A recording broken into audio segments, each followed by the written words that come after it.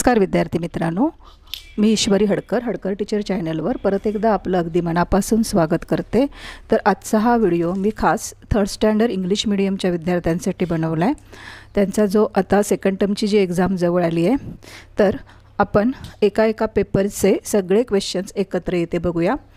आज मी मराठीचे क्वेश्चन्स एकत्र काढलेत। माझ्या ज्या क्लासच्या विद्यार्थ्यांनी आहे तिने हे लिहिलेले क्वेश्चन्स आहेत आणि त्याची आन्सर्स मी चेक केली आहे तिथे, आणि त्याप्रमाणे तुम्हीही चेक करा की तुमचे आन्सर्स बरोबर आहेत का, किंवा हे सगळं पोर्शन एकत्ररित्या दिलं आहे त्याप्रमाणे तुम्ही प्रॅक्टिस करा।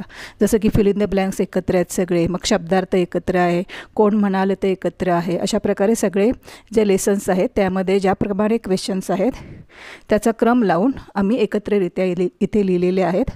फक्त ऱ्हस्व दीर्घ चेक करा आणि त्याप्रमाणे तुम्ही प्रॅक्टिस करा। तर आपण सुरू करूया। प्रश्न क्रमांक 1 आहे, कवितेच्या ओळी पूर्ण करा। हे माझ्या 3rd स्टँडर्डच्याच विद्यार्थिनीचं अक्षर आहे। पहिला क्वेश्चन होता, सुबक सुंदर डॅश जोडणार मित्र। आन्सर काय आहे, काढणार चित्र देश विदेशात। पुढे, चिमणी डॅश पिसारा। चिमणी म्हणते का हवा मोरासारखा पिसारा। इथे खाडाखोड करू नका, लँग्वेजमध्ये मार्क कट होण्याची शक्यता असते।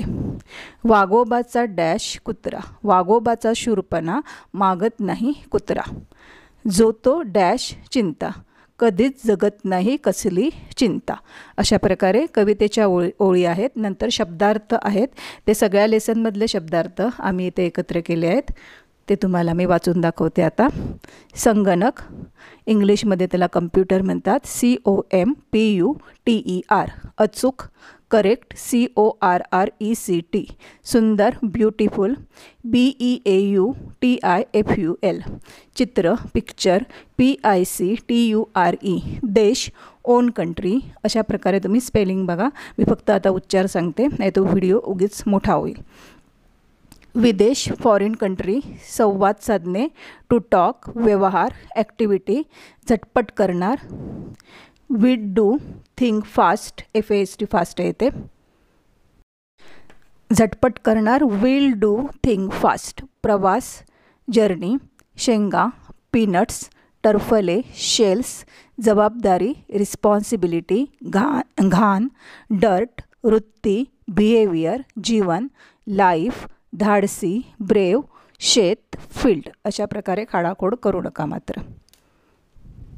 कोकरू, लॅम्ब, आग, फायर, प्रसंग, इन्सिडंट, प्रश्न, क्वेश्चन, पशुपक्षी, बर्ड्स ॲनिमल्स, बैल, ऑक्स किंवा बुलक, साबण, सोप, आनंद, हॅप्पी, काळा, ब्लॅक, मंडई, मार्केट।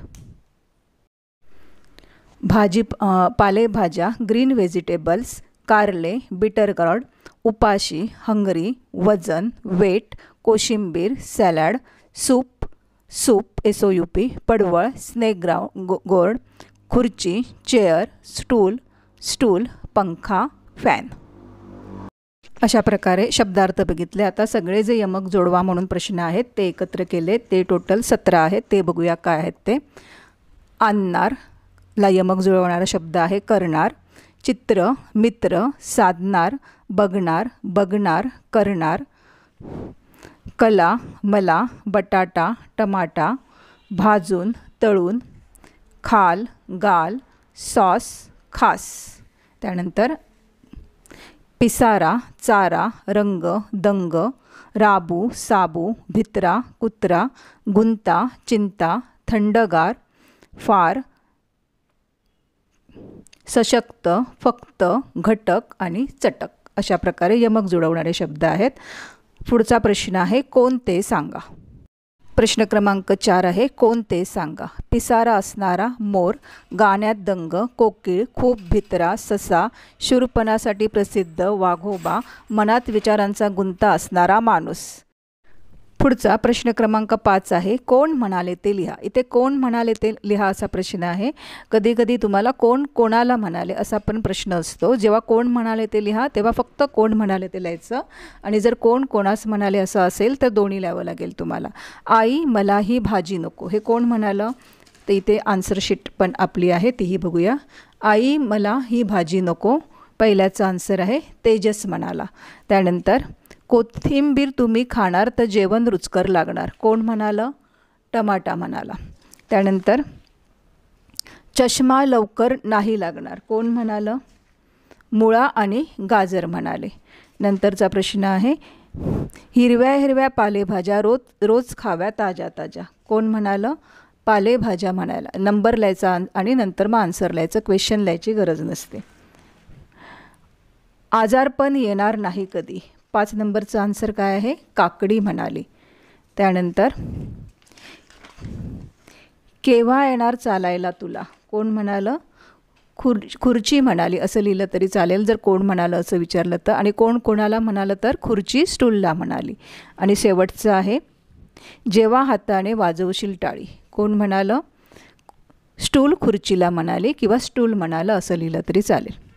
फक्त प्रश्न नीट बघायचा. कोण म्हणालं असेल तर फक्त कोण म्हणालं ते लिहायचं, आणि कोण कोणास म्हणालं तर हे असं 6वा आणि 7वा आन्सर आहे तसं लिहायचं.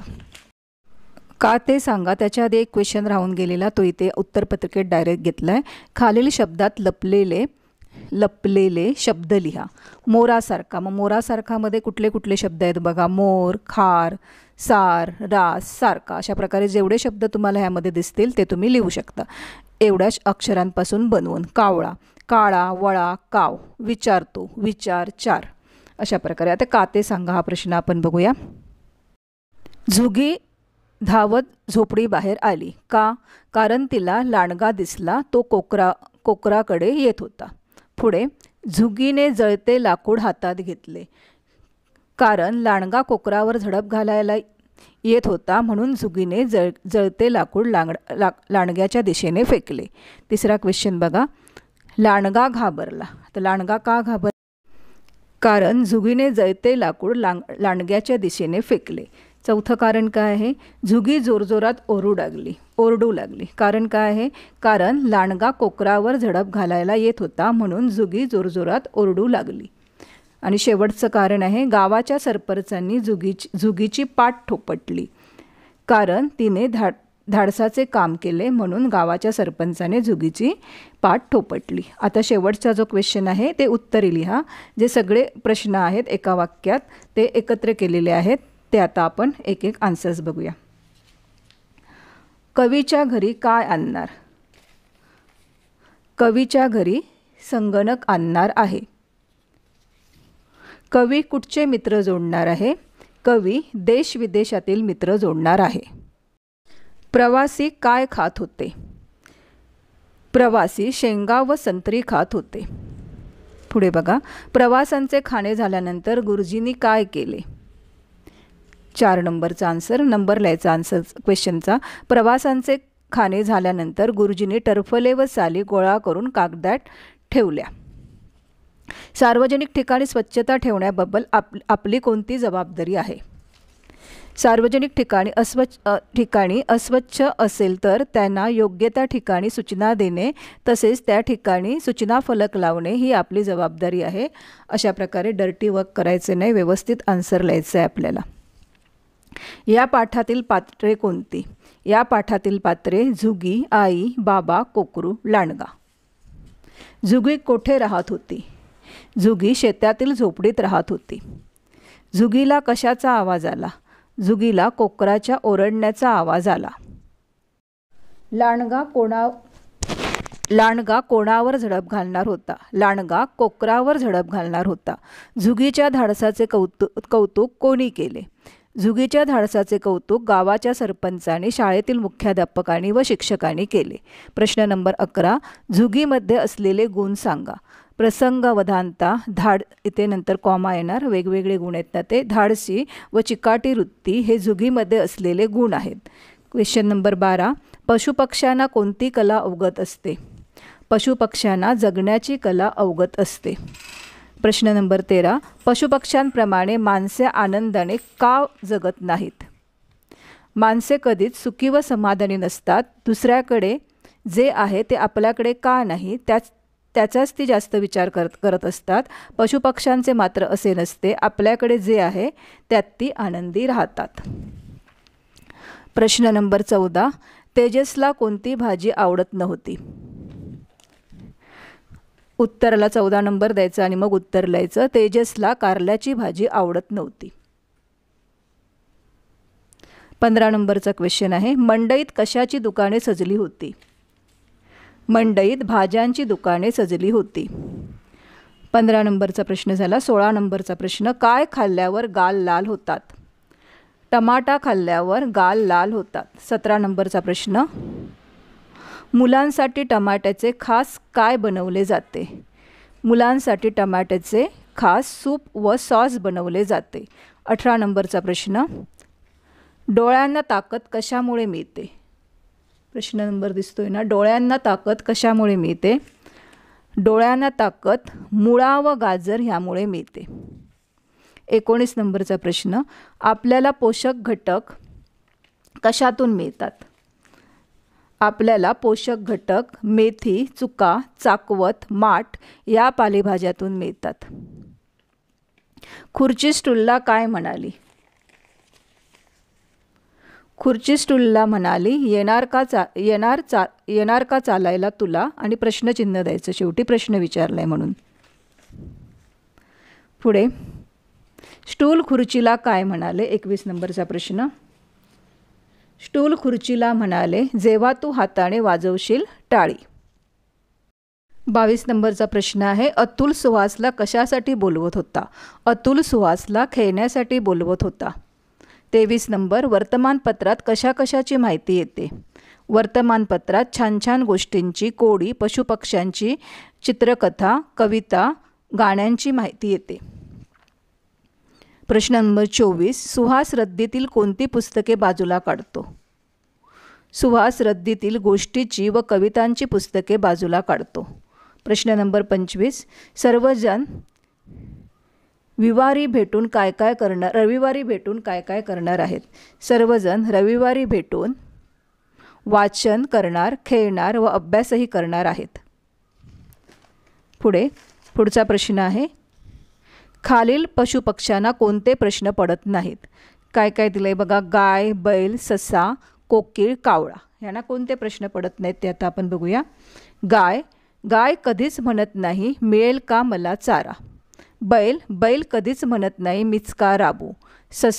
ससा कधीच म्हणत नाही मीच का भित्रा. प्रश्नचिन्ह मात्र शेवटी द्यायचे, कारण हे त्यांना पडलेले प्रश्न आहेत. कोकीळ कधीच म्हणत नाही काळा का माझा रंग.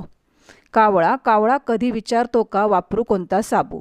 आणि शेवटचे 3 आहेत ते मोठे प्रश्न आहेत. थोडक्यात उत्तरे लिहा. तुम्ही संगणकावर काय काय करता?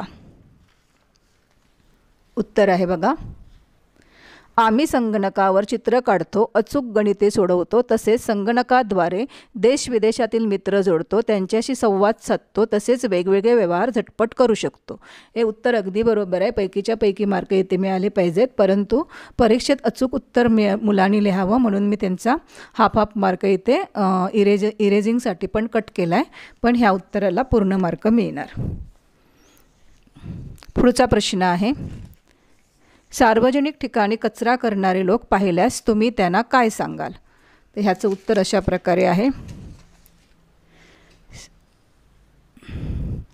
सार्वजनिक ठिकाणी कचरा करणाऱ्या लोकांना, एकदाच लोकांना लिहायचं, पाहिल्यास कचरा उचलून कचरा कुंडीत टाकायला सांगेन, तसेच सूचना फलकांचे पालन करण्यास सांगेन. इतर लोकांनाही सार्वजनिक ठिकाणी कचरा टाकू नये अशी मी विनंती करेन. आणि शेवटचा प्रश्न आहे, आपला वर्ग व शाळेचा परिसर स्वच्छ ठेवण्यासाठी तुम्ही काय कराल?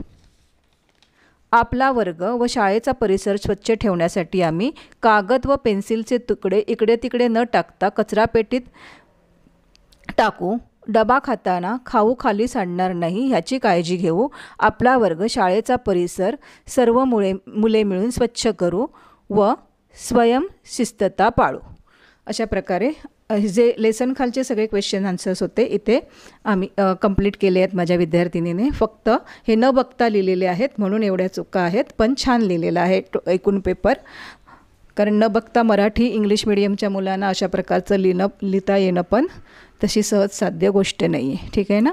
मग आता ह्याच्या व्यतिरिक्त आणखी कुठले क्वेश्चन येऊ शकतात, तर तुम्हाला ग्रामर रिलेटेड काही प्रश्न येणार, तेही तुमच्या स्कूलमध्ये जे घेतलेले आहेत ते करा, आणि निबंध वगैरे येऊ शकतो. परंतु लेसन खालचे तर आपण सगळे क्वेश्चन्स कंप्लीट केले. अशा प्रकारे तुम्ही ह्या प्रश्नांची प्रॅक्टिस करा आणि परीक्षेमध्ये व्यवस्थित चांगले मार्क घेऊन या. ऱ्हस्व दीर्घच्या चुका करू नका आणि खाडाखोड वगैरे करू नका.